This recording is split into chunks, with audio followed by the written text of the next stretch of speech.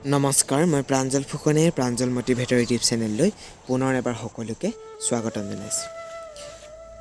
Suppose তোমাক কোনোবাই গাড়ী এখন দিলে, এবাৰেই দিলে, বহুত দামী গাড়ী এখন দিলে।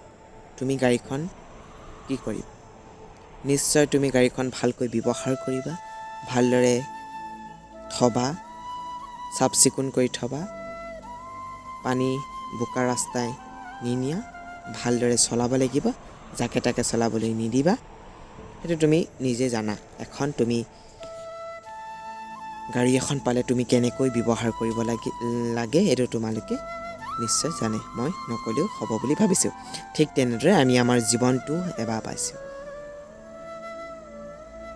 সেইদৰে আমি গাড়ীখন যেনেকৈ ভালদৰে ব্যৱহাৰ কৰিবা, আমিও আমাৰ জীৱনটোক ভালদৰে ব্যৱহাৰ কৰিব লাগিব। বোকা পানীয়ে দি আমাৰ জীৱনটো নিলে নহ'ব, ভাল পকা ৰাস্তাই নিব লাগিব।